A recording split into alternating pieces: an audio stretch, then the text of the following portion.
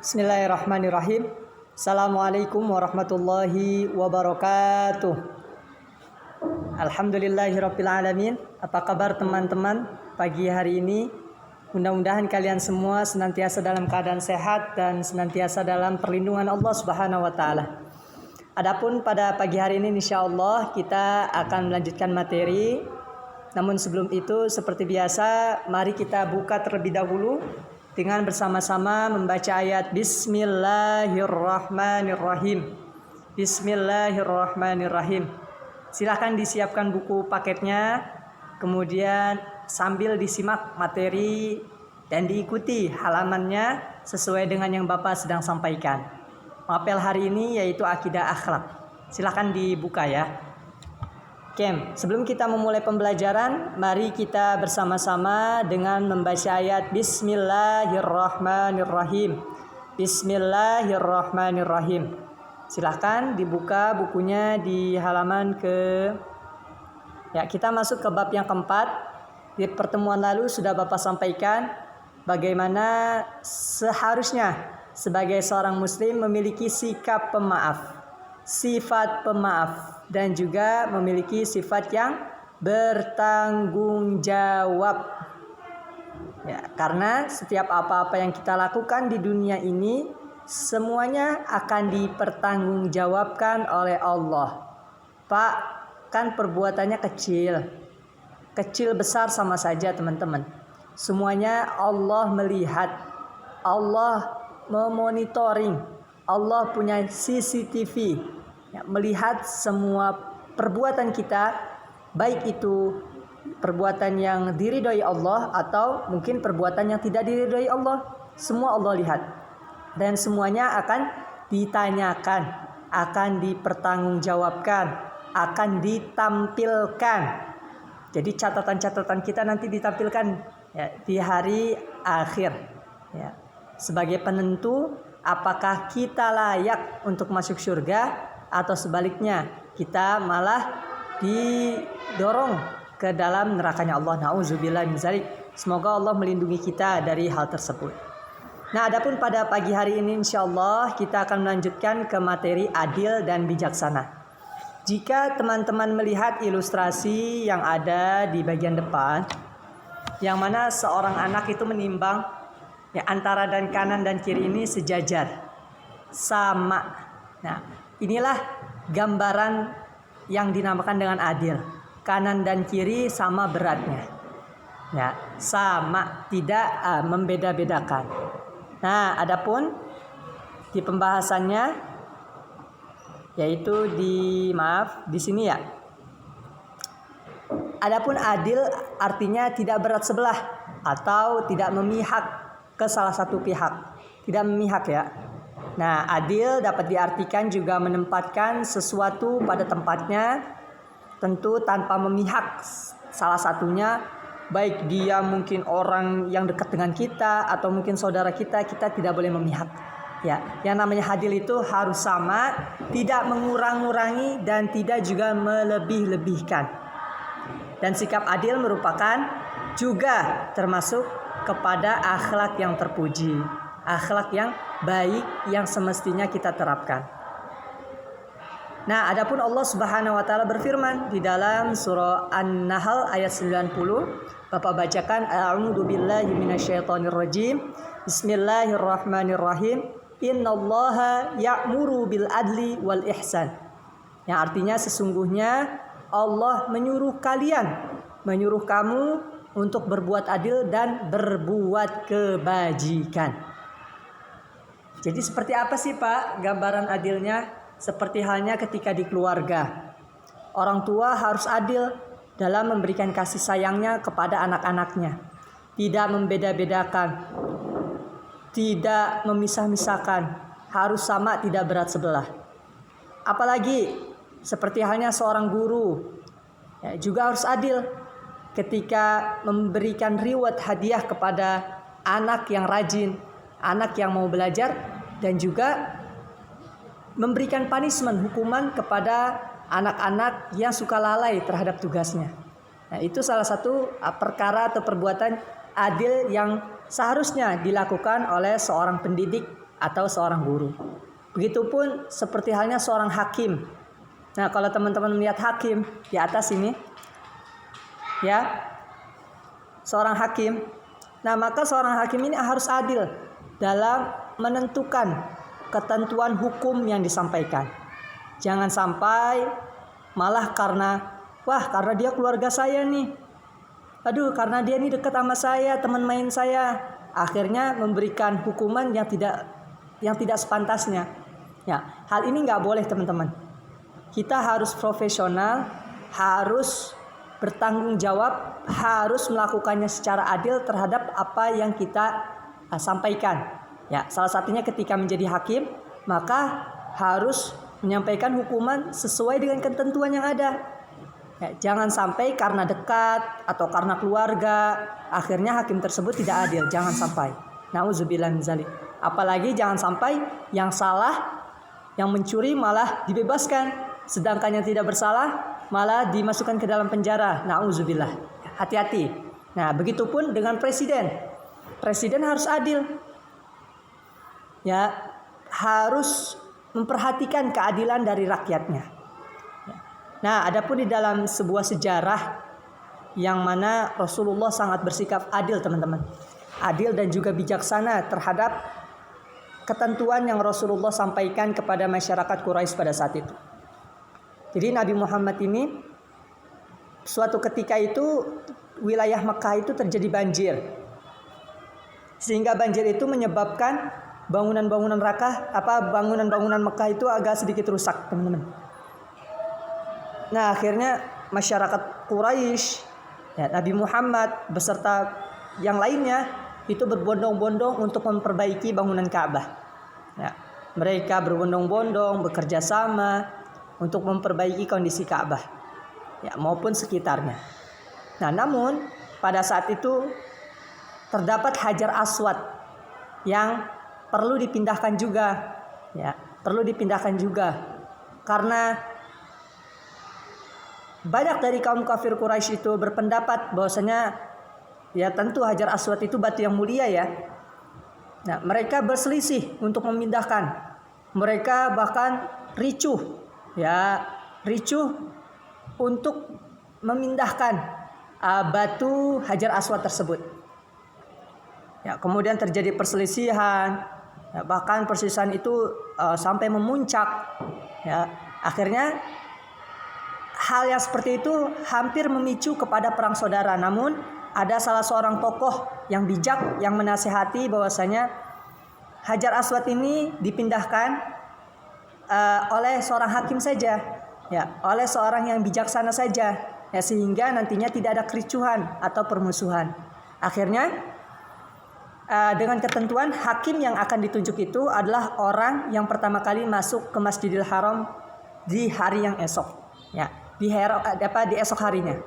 Nah, ternyata di esok harinya yang pertama kali datang sampai di Masjidil Haram adalah Rasulullah, adalah Nabi Muhammad SAW.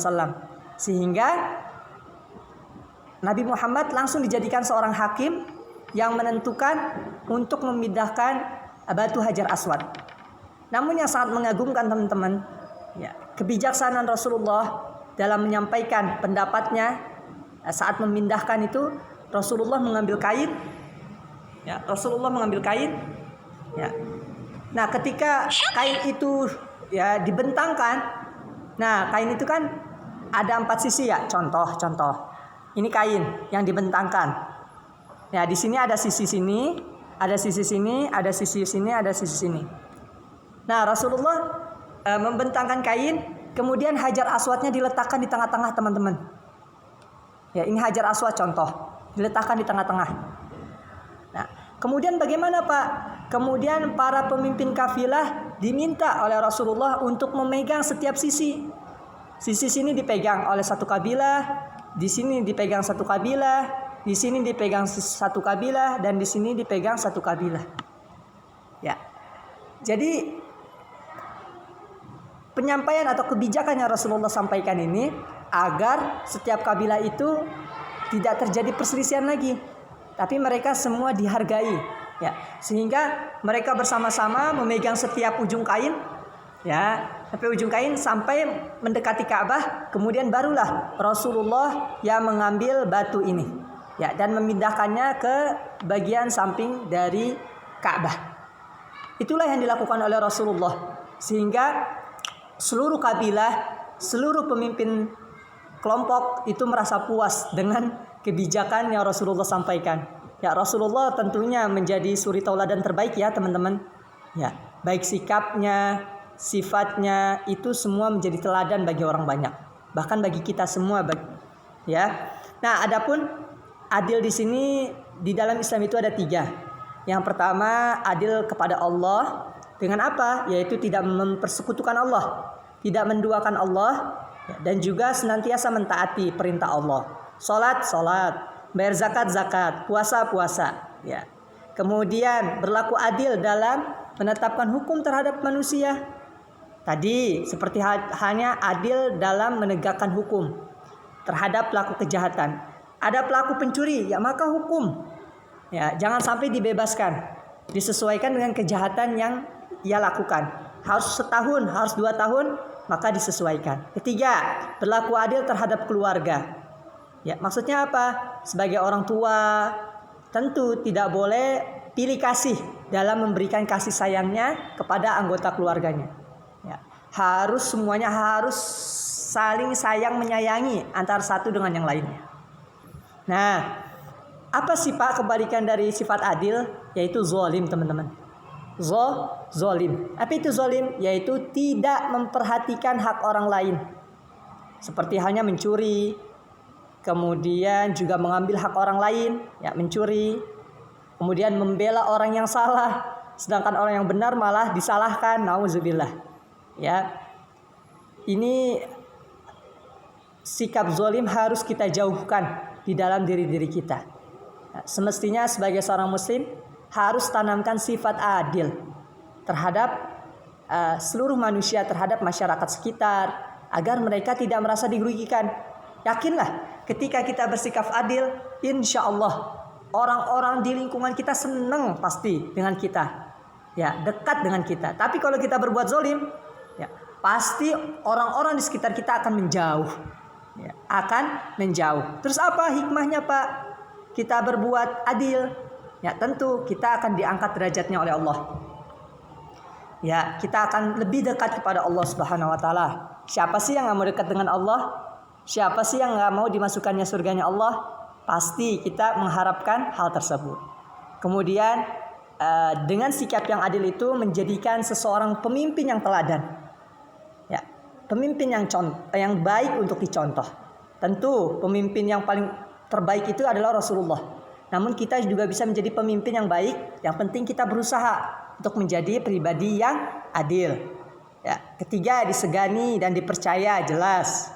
Ya, kemudian keempat, menumbuhkan rasa kepuasan, aman dan nyaman. Orang lain akan nyaman, orang lain akan senang, ya, karena kita memiliki sifat yang adil. Dan yang terakhir, menciptakan ketentraman dalam kehidupan bermasyarakat. Ketika memiliki ketua RT yang adil atau RW yang adil, maka masyarakat sekitar akan nyaman dan tentram dengan lingkungannya. Begitupun dengan pemimpin negara. Ketika pemimpin negara adil, ya, dengan kebijakan-kebijakannya, maka insya Allah seluruh masyarakat Indonesia juga akan tentram dan nyaman dalam hidupnya, dalam berkehidupan di dunia ini. Nah, oleh karenanya perlu dan penting kita memperhatikan sikap adil dalam kehidupan sehari-hari. Oke, adapun yang kedua yaitu bijaksana. Apa itu bijaksana? Yaitu bijaksana adalah berbuat secara tepat dan sesuai dengan situasi dan kondisi. Nah, seperti apa? Yaitu kita memperlakukan orang lain ya disesuaikan dengan kapasitas orang tersebut, disesuaikan dengan kemampuan orang tersebut. Ya. Kalau dia, contoh, kalau dia seorang anak kelas 6, maka berikan pertanyaan-pertanyaan kelas 6. Nah, jangan pertanyaan-pertanyaan kelas MTS atau kelas aliyah, nanti sulit. Nah, maka itu perlu adanya kebijaksanaan. Nah, di dalam kehidupan sehari-hari kita senantiasa sering melakukan interaksi dengan orang lain, ngobrol dengan orang lain, karena kita sebagai makhluk sosial. Nah, terkadang memang terjadi kurang harmonis, mungkin terjadi perselisihan, cekcok dan lain sebagainya. Nah, untuk menangani hal-hal tersebut yang kurang harmonis, yang kurang baik, maka perlu kita bersikap bijaksana agar nantinya tidak terjadi kesalahpahaman, agar nantinya tidak jadi percekcokan yang berlebihan, tapi bisa diredamkan. Nah, di antara ciri-ciri dari sikap bijaksana yang pertama yaitu membalas kejahatan dengan kebaikan. Susah gak Pak? Susah banget teman-teman. Tapi kita harus melakukan. Kalau orang lain berbuat baik, kita berbuat baik lagi, ya itu mah wajar. Tapi ada orang jahat, orang yang melakukan kejahatan terhadap kita, mungkin menjelek-jelekan kita, menghina kita, tapi kita lakukan dengan hal yang baik, itu sangat luar biasa teman-teman. Siapa sih Pak yang sering melakukan seperti ini? Tentu Rasulullah. Rasulullah ketika ada orang jahat, Rasulullah tidak memarahi, tidak membentak, tidak membunuh orang tersebut, tapi Rasulullah malah menyayangi, bahkan banyak memberikan kebaikan. Masya Allah. Sehingga layaklah beliau dijadikan seorang suri tauladan, contoh. Kemudian menjaga kehormatan keluarga, menghormati kedua orang tua, kemudian menghormati orang yang lebih tua. Ingat teman-teman, orang yang lebih tua kita harus hormati. Teman-teman duduk di kelas 6, hormati kakak kelas kalian yang di sanawiyah. Juga hormati orang tua kalian yang ada di rumah. Nah, adapun kepada orang yang lebih muda, mungkin kalian punya adik, atau di sekolah ketika kalian kelas 6 kalian punya adik kelas 5, kelas 4, kelas 3, 2 dan 1, maka kalian menyayangi, disayang. Seperti itulah hukumnya. Maksudnya caranya seperti itu. Kepada yang lebih tua kita hormati, kepada yang lebih muda kita sayangi. Nah, adapun kerugian apabila seseorang tidak memiliki sikap bijaksana, maka pertama dicemooh orang lain, kemudian tidak disukai tentunya oleh orang-orang lain, dan juga ketiga dapat menyakiti orang lain. Itulah sikap adil dan sikap bijaksana. Keduanya merupakan akhlak baik, akhlak terpuji, akhlakul mahmudah yang semestinya ada di dalam diri-diri kita. Pak, susah. Yuk kita coba berusaha pelan-pelan.